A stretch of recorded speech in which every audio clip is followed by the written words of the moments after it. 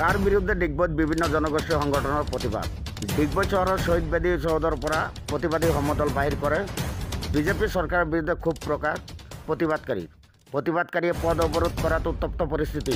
আৰক্ষীৰ সৈতে টনা আজোৰা তৰ্ক বিতৰ্ক প্ৰতিবাদকাৰী।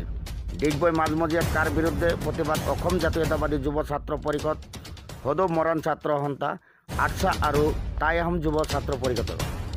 ডিগবৈৰ পৰা নিতুমণি শইকীয়াৰ ৰিপৰ্ট, পাব্লিক টিভি অসম। নেতৃত্বাধীন চৰকাৰখনে যিখন জাতিধ্বংসী আইন, সেই আইনখন ইতিমধ্যে তেওঁলোকে বলপূৰ্বকভাৱে ইয়াত ৰাইজৰ ওপৰত জাপি দিছে যে সমগ্ৰ অসমবাসী ৰাইজে কৈছে যে এইখন জাতিধ্বংসী আইন, এই আইনখন আমি কোনো কাৰণতে মানি নলওঁ, জাতিৰ বাবে ক্ষতিকাৰক। কিন্তু তাৰ পিছতো বলপূৰ্বকভাৱে তেওঁলোকে এই আইনখন জাপি দিব বিচাৰিছে যে হিমন্ত বিশ্ব নেতৃত্বাধীন চৰকাৰখনে আজি বেংগলৰ মুখ্যমন্ত্ৰীয়ে ক'ব বিচাৰিছে যে এই আইনখন ক্ষতিকাৰক, আমি মানি নলওঁ। যে বিভিন্ন ৰাজ্যত দেখিছোঁ তেওঁলোকৰ মুখ্যমন্ত্ৰীসমূহে এই আইনখন বিৰোধিতা কৰিছে।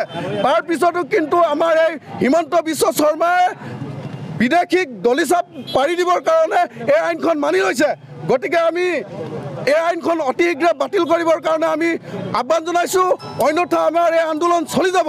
যিজন সৰ্বানন্দ সোণোৱালে জাতিৰ মাটিৰ কথা কয়, প্ৰতিটো মুহূৰ্তত তেওঁ খিলঞ্জীয়া ৰক্ষাৰ স্বাৰ্থৰ কথা কয়, জাতি সুৰক্ষাৰ স্বাৰ্থৰ কথা কয়, কিন্তু সেইজন হিমন্ত বিশ্ব শৰ্মা আজি দেখিছোঁ যে জাতি ধ্বংসী কামত তেওঁ লাগিছে, জাতিটো শেষ কৰাত তেওঁ ষড়যন্ত্ৰ কৰি আছে।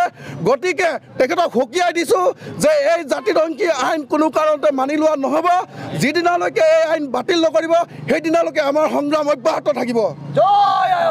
আপোনালোকে জানে যে ইতিমধ্যে চৰকাৰে নাগৰিকত্ব সংশোধনী আইন 19ৰ যি বিধি বলবৎ কৰিছে, তাৰ জৰিয়তে চৰকাৰে যদিও কৈ আছে যে মানুহক পতিয়ন নিয়াবলৈ চেষ্টা কৰিছে যে কোনো বিদেশীয়ে অসমত স্থান নাপায়, মুখ্যমন্ত্ৰী ৰাজ্যিক সভাপতিৰ বক্তব্যৰ পৰাই ইয়াৰ প্ৰমাণ হৈছে যে অসমত লাখে লাখে বিদেশীয়ে নাগৰিকত্ব পাব, লাখ লাখ বিদেশী অসমলৈ আহিব। কেন্দ্ৰীয় গৃহমন্ত্ৰী অমিত শ্বাহৰ বক্তব্যত প্ৰকাশ পাইছে যে তেখেতে কৈছে যে নৰেন্দ্ৰ মোদী ডাঙৰীয়ে কোটি কোটি শৰণাৰ্থীক নাগৰিকত্ব প্ৰদান কৰি সন্মান দিলে। তাৰ অৰ্থ এয়াই যে অসমলৈ লাখে লাখে নহয় কোটি কোটি বিদেশীও অসমলৈ আহি ভৰি পৰিব। সেয়েহে আপোনালোকৰ চেনেলৰ জৰিয়তে আমি জনসাধাৰণক জনাব বিচাৰিছোঁ যে হিমন্ত বিশ্ব শৰ্মা আৰু সৰ্বানন্দ সোণোৱালৰ জাতি প্ৰেম নাই, তেখেতলোকৰ আছে কেৱল গাদী প্ৰেম। সেয়ে তেওঁলোকৰ কথাত পতিয়ন নগৈ সকলোকে কাৰ বিৰুদ্ধে ৰাজপথত আন্দোলন কৰিবলৈ ওলাই আহিবলৈ আমি আহ্বান জনাইছোঁ। আৰু যি পৰ্যন্ত এই নাগৰিকত্ব সংশোধনী আইন চৰকাৰে বাতিল নকৰিব সেই পৰ্যন্ত ৰাজপথৰ আন্দোলন আৰু আদালতৰ আইনী যুঁজ আন্দোলন সমানে অব্যাহত থাকিব।